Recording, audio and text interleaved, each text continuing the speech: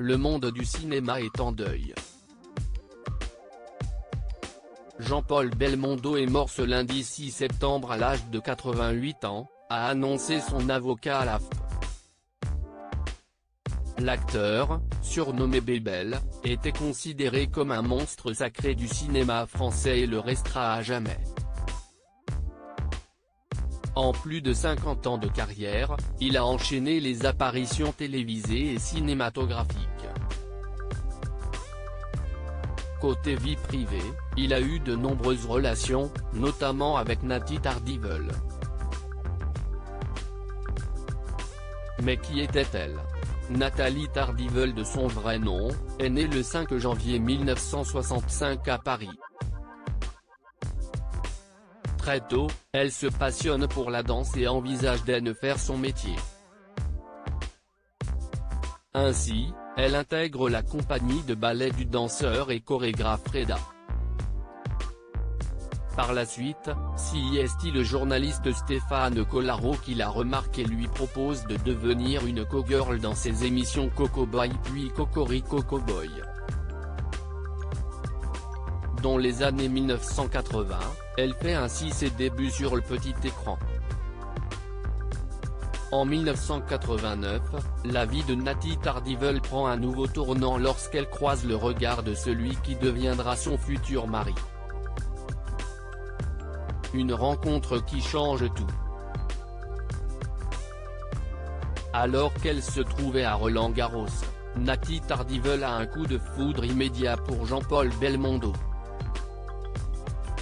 Celui-ci est réciproque et le couple se marie quelques années plus tard, le 29 décembre 2002.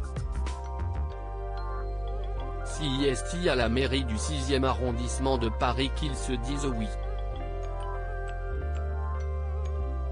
Lors de cette union se trouvait Michel Drucker, qui a été un des témoins du mariage mais aussi des personnalités très connues du cinéma français dont par exemple Claude Lelouch ou encore Francis Huster. L'année d'après, le 13 août 2003, Jean-Paul Belmondo devient, à 70 ans, papa pour la 4e fois suite à la naissance de sa fille Stella.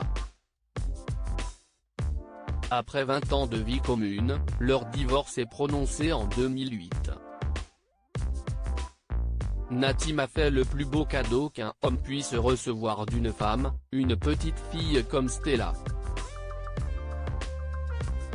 Si la vie nous a séparés, je n'oublierai jamais sa présence et son aide constante auprès de moi après mon accident vasculaire, avait-il indiqué lors d'une interview.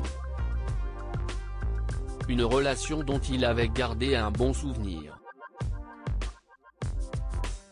Jean-Paul Belmondo, de quoi est-il mort ? L'un des plus grands acteurs français s'est éteint ce lundi 6 septembre.